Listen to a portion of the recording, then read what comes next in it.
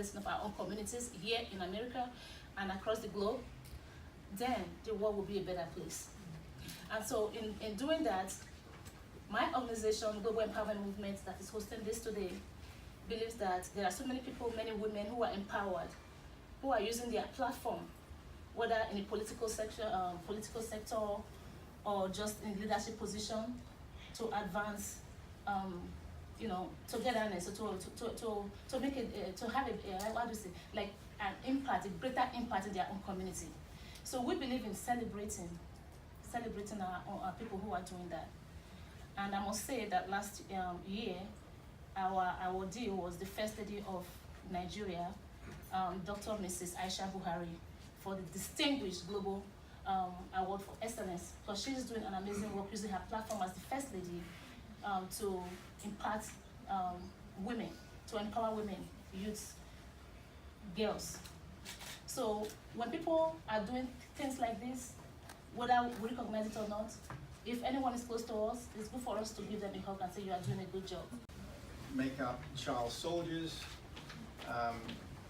indentured slavery. And when we say indentured slavery, we're talking about agricultural slavery, children who've been taken, either kidnapped or been sold, sometimes by their own families, and sold in the fishing industry, diamond industry, platinum, cobalt, and the list goes on. And I have put myself in the most insane situations on the ground. And I've had team members that have been killed, drivers that have been killed, and seen horrific acts of genocide in South Sudan, horrific acts of genocide committed by Boko Haram in northern Nigeria. And one would ask, why would I do that? Why would I continue? And my life changed 5 years ago. And I'll give you a couple of examples, because how the system is so broken. I was actually in Ghana 5 years ago, and I was doing close protection or executive protection for a very wealthy family from Sweden. And they were building infrastructure from East to West Africa. Clean water, shelters, schools, etc. And we came upon a shelter where 15 to 20 children had just been rescued from child slavery. Some as young as 5 to ages to 15. Some of them had been enslaved for more than 6, 7, 8 years. And here I am doing a job to protect these philanthropists. And as I looked at these children, you could see the fear, the trepidation on their faces. And I can see the faces today. And when I looked into their eyes, their eyes looked like sharks' eyes. It was callous and cold, and you could just, the fear exuded. And I started tearing. I had to turn away, because if I continued to look, I would have started crying. And here I'm supposed to be doing this job of, bodyguarding. And so from that point, I wanted to know how I could get involved. And one thing led to another. Meeting people here at the UN, different NGOs throughout the African continent. And so I formed my own We Can Save Children, not to be confused with Save the Children. And it took me all around the world, from Southeast Asia to the Middle East, from East to West Africa. And the one thing I have found, that the biggest problem is the systemic problem from the top of the food chain, meaning the corruption in the government. And it flows all the way down to local police forces or local security forces. And there's no cohesiveness. And if there is, then it's, who can pay this and who can pay that. And if you can't, then the children, forget about the children. They're just collateral damage. They're just cannon fodder. And one experience well, there are many, but one experience I'll tell you was in Ghana. And we were in a fishing village called Senya, which is in the coastal village of a town of about 40,000 people. And it's rife for child trafficking. The child traffickers come down from the north, from Lake Volta. Lake Volta is one of the largest man-made lakes in the world. It was built by US engineers in the 60s. And the children are used in the fishing industry and are taken, and there are at any one time 25,000 children working on this lake to get the fish. And we had a mission in place. We knew who the slave masters, traffickers were. The government knew we were going to do this. The actual international news was there. Therapists, doctors, nurses, you name it, everyone was in place. And at the 11th hour, the Ministry of the Interior called us and said, you have to cease and desist, otherwise you will all be arrested. And it just so happened at that time there was a change in government going on. So if we did this, and obviously we would be successful, is that it would look like the government are doing nothing to stem the tide of the trafficking that's going on in Ghana. And this stories like that happened in many other places. They happened in Uganda, they happened in South Sudan, they happened in Ivory Coast, they happened in Nigeria. And so we basically had to, just like us sitting around and watching children get bought and sold, I'm being told to leave. How much time do I have? 5 seconds. 5 seconds. I'm so honored and so humbled to have received this award from the beautiful Dr. Queen Blessing and her amazing organization, GEM. For many of you who know and have loved, you've come a distance to be here tonight. I'm so privileged to see so many friends. I have been winning an award every year for the last 5 years, which is kind of scary, so I don't know what that means.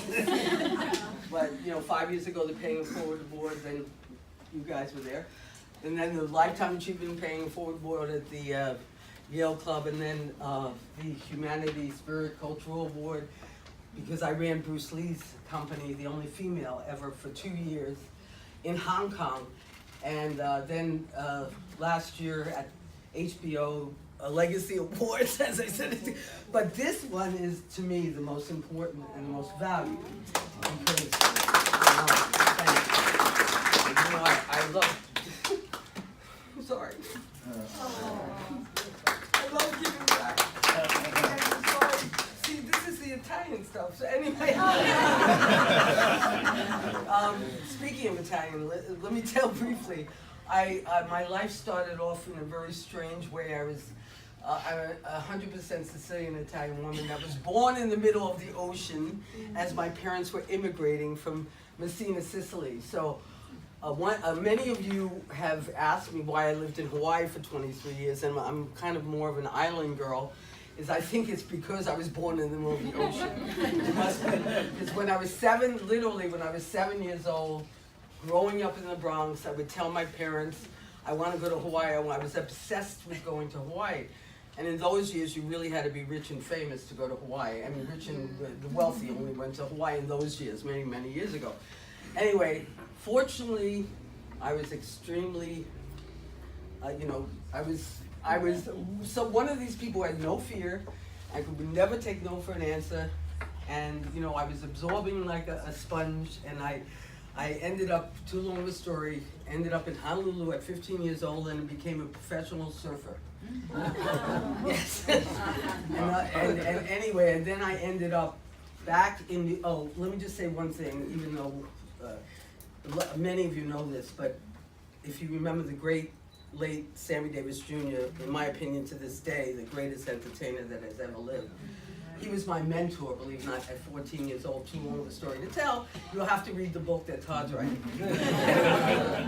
So he was in my life until his funeral, and I always had a thing for show business. So when I ended up coming back to New York, I ended up again, a long story, working for Johnny Carson, the great Johnny Carson, at 18 years young. And at 19, I was the first woman executive for him at the Johnny Carson show. For many of you, hopefully you remember, because in these days when I speak to young kids, they go, who? I said, Google him. He was the king of late night television. It's very embarrassing, and it shows my age, I guess, whatever. But he really was the king. And interesting, I don't have the time because I do want to talk about sex trafficking, one of my main causes.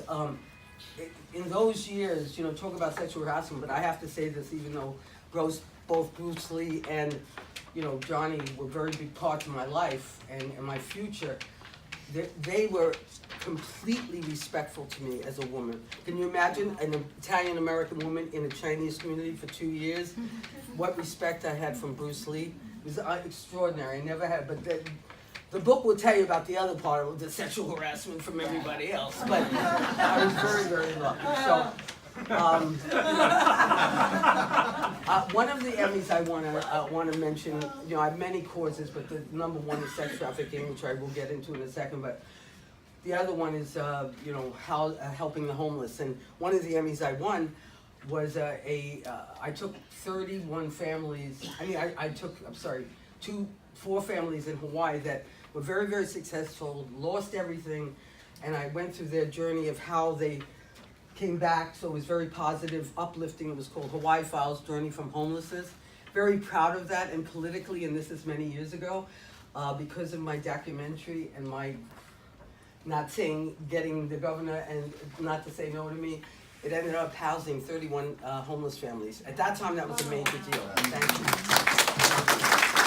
I'm very, very proud of it. Well, sex trafficking, the reason I got very involved is many years ago, in between everything else, and this is real because some who don't know me might think, how did she get to Cairo? I ended up in Cairo, Egypt as a tourist to basically, I wanted to see the pyramids and the Egyptian Museum, and I ended up basically living with a person who was the lust of my life, and he saved my life from a very powerful Middle Eastern royal family who put a contract out on me. And I got involved in sex trafficking because of that, but I have to just say a few things, as I think, Vincent, I applaud you so much because I know what work you've done.